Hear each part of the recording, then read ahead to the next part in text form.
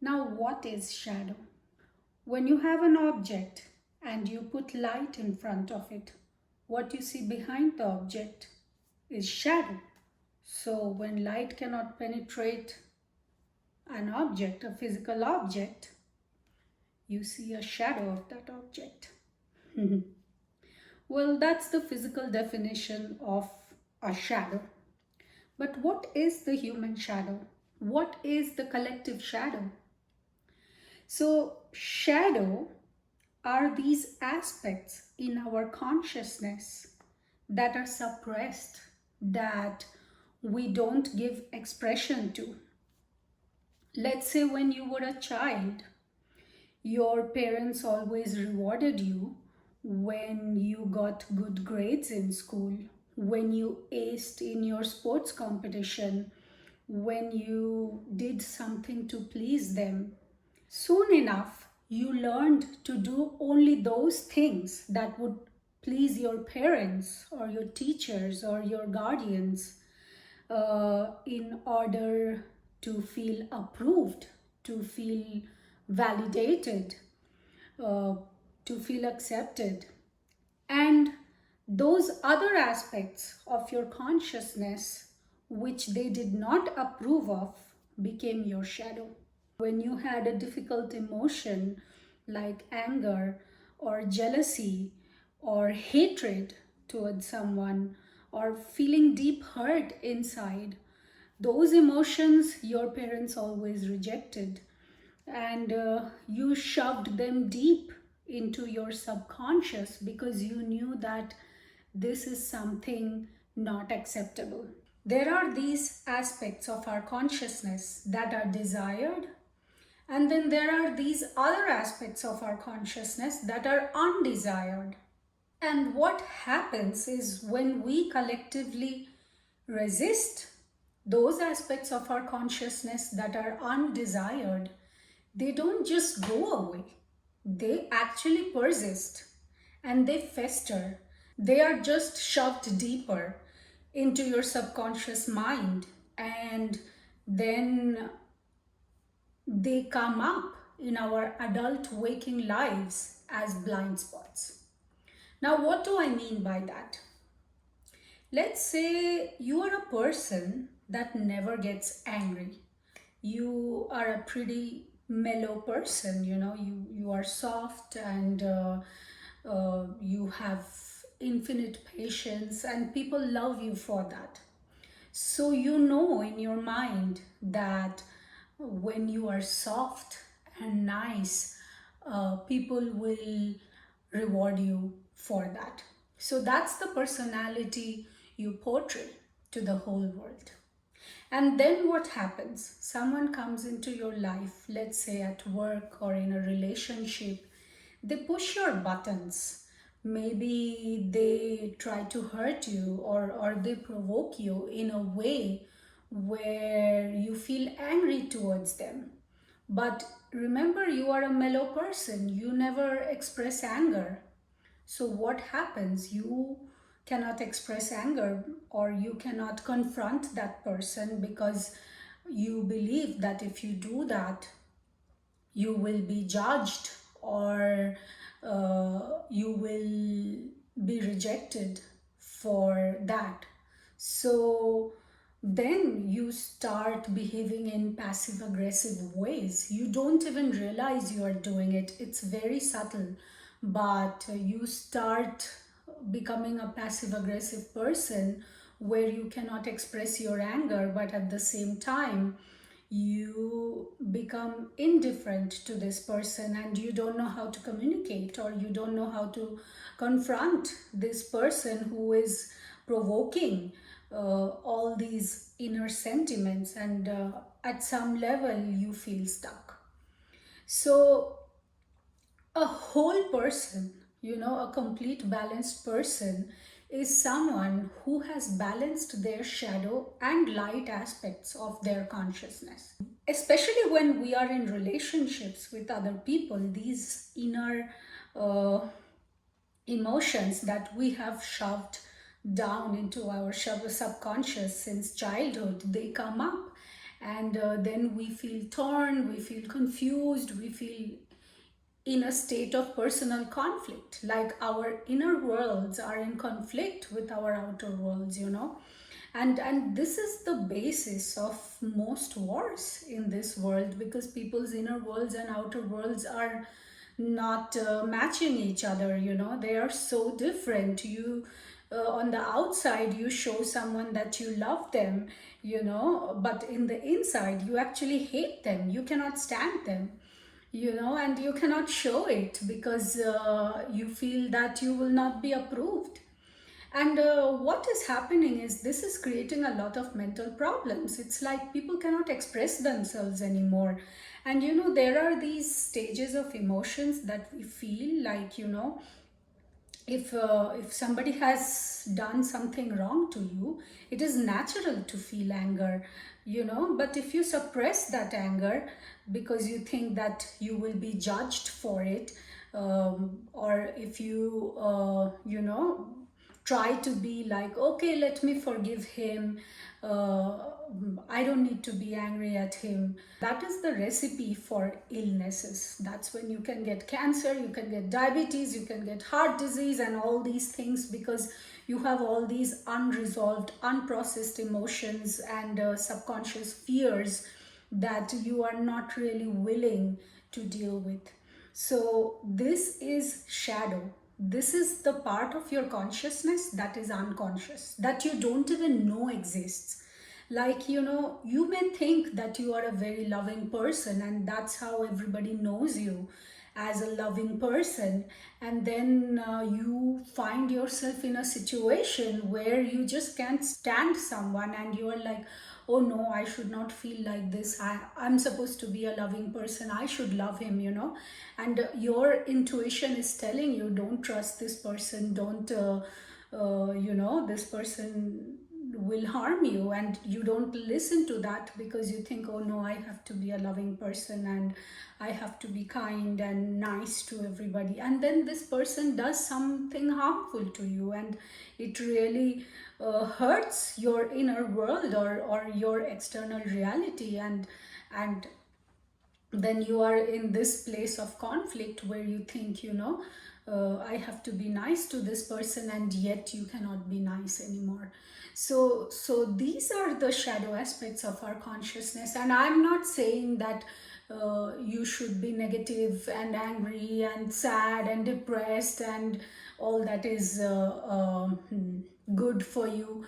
No, I'm not saying that. What I'm saying is that you should process your uncomfortable emotions and feelings, because if you don't do that, if you just distract yourself from your own self, like maybe you have a difficult feeling and you don't want to deal with it, so you go and get a drink, you go and get drunk with your friends, get some alcohol, or do drugs, and then you become addicted and dependent on those external things, because you are not at a place, you are not willing to look inside and figure out what is tormenting you, what is the reason for your inner conflict. Now, if you know that everybody has a feminine and a masculine aspect within them, so let's say society says it's masculine not to show your emotions, it's masculine not to cry, it's masculine to go and, fuck a lot of women, or it's masculine to be strong. And what happens is you start neglecting aspects of your consciousness, because you think if you explore those areas of your consciousness, like, when you feel vulnerable and weak and you want to cry, even if you're a guy, you want to cry, but you feel like people will make fun of you, so you shove those aspects of yourself, and that way you also shove your feelings. And when you do that, you reject aspects of yourself, which then becomes your shadow.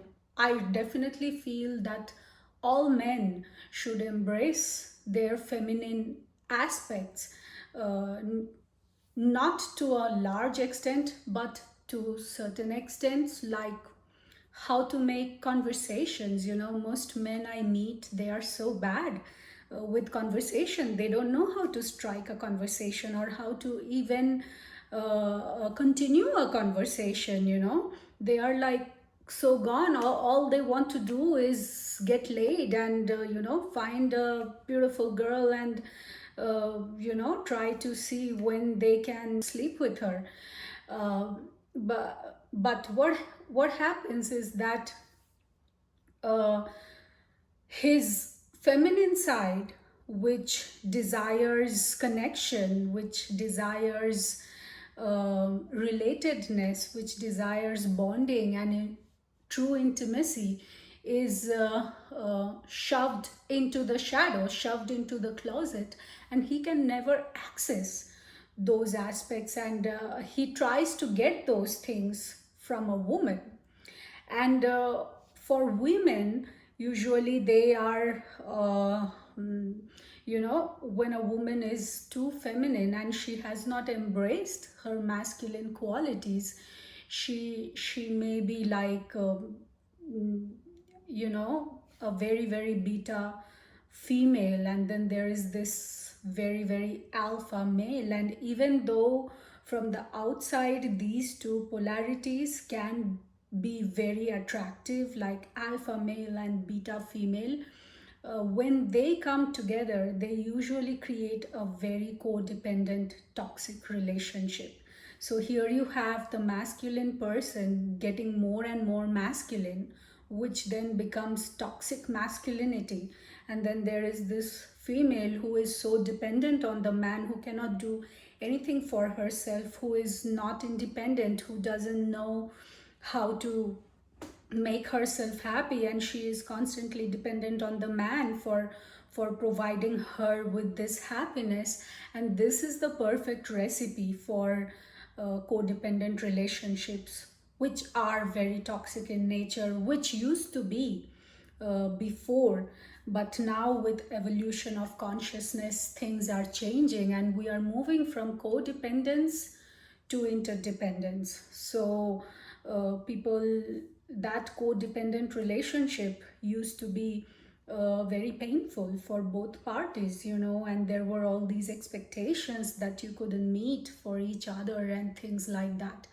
It is always good for a woman to embrace some aspects of her masculinity, like become independent, at least financially, so she is not always dependent on the man to provide her with everything, and she can give him space and freedom to do his thing. And then it also creates more attraction when they can come back after a small space of separation, and they connect again, and that is very beautiful.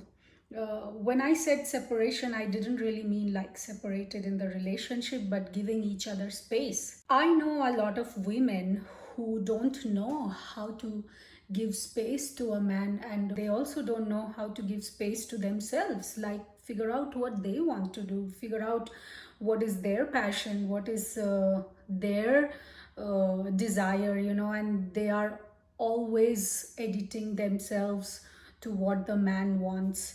And they are always trying to do everything to please him, and that's the last thing that pleases him. So embracing our shadows means that we embrace both the masculine and the feminine aspects within us, which creates more harmonious relationships. You see, we already come with a masculine and a feminine aspect inside us. If we can balance those two aspects, and then we can also find a balanced partner who has their masculine and feminine balanced.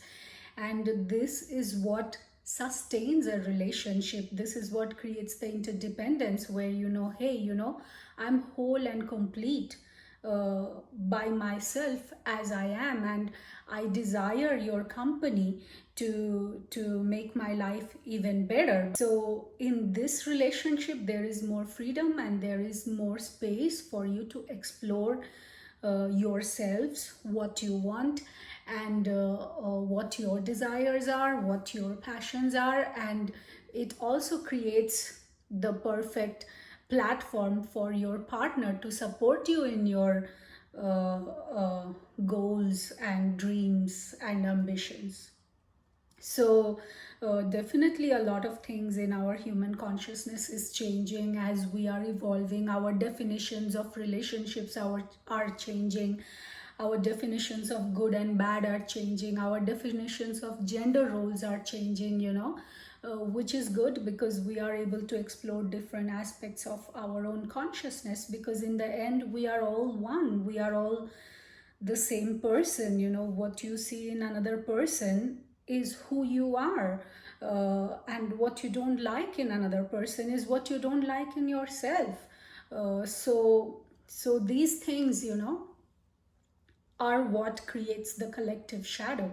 Carl Jung, the famous psychologist, had first talked about this collective unconscious, which is now called the collective shadow. So I think it is very important to embrace our shadows and to give each other the space to explore their emotions. So, for example, if your partner is angry, don't reject that. People who shove their anger inside, who never express their anger towards someone, and they bypass that step of anger and go directly to loving kindness or forgiveness for the other person, they can get diabetes, because when you do that, your body starts producing these certain kinds of endorphins called beta endorphins. And when your body is high on beta endorphins, in the long run, your insulin production goes down, your glucose level goes up, and you get type 2 diabetes. So literally, a lot of these modern spiritual teachings that says, be positive, don't get angry, love your enemy, and all that self-abandoning, self-escaping teachings can cause more harm than good.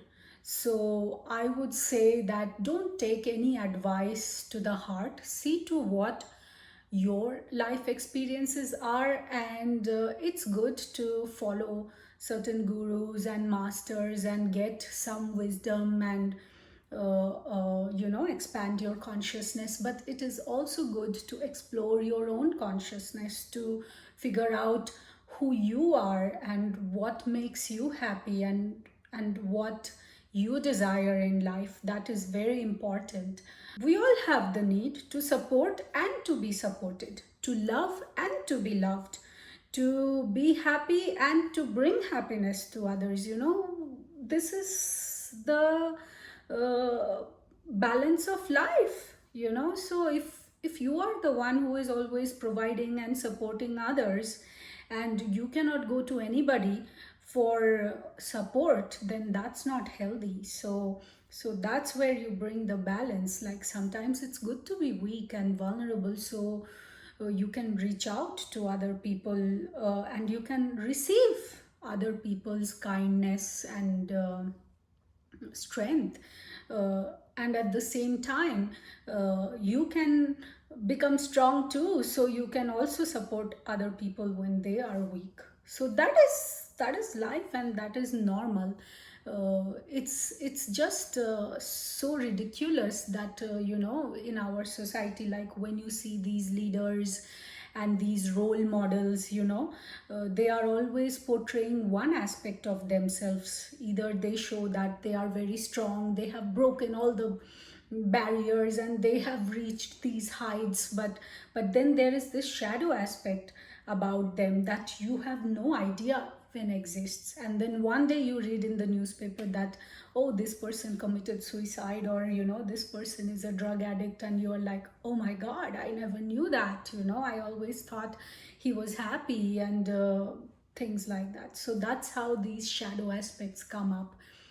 But if we wouldn't resist all these negative things so much and understand that the negative is just a part of the positive, it is what defines the positive, then we will not resist it so much and it'll just be there. And you may at times, be there negative, and then it will be easier for you to come back to positive because you are not resisting anything. But imagine when you are always at a place of denial, rejecting your negative emotions, rejecting your uncomfortable feelings, rejecting all these aspects of yourselves, and only trying to be this, only trying to be positive and that others will approve of, then you become a dangerous person, not only to society but also to yourself. So my suggestion is to just embrace all aspects of yourself. See when, be with yourself when you are having a difficult feeling, even if there is nobody to support you, or there is nobody that you can express all these difficult feelings or emotions to. At least stay with yourself, go through those feelings, those bad feelings, even if you are having this terrible feeling inside, like, don't escape yourself, don't distract yourself, just stay with it and allow it. And I promise you, it will go away. It will come inside, then you allow it, you feel it, you process it, and then that emotion has no reason to be there anymore. And the next day you will feel fine, that you won't feel that you have escaped yourself.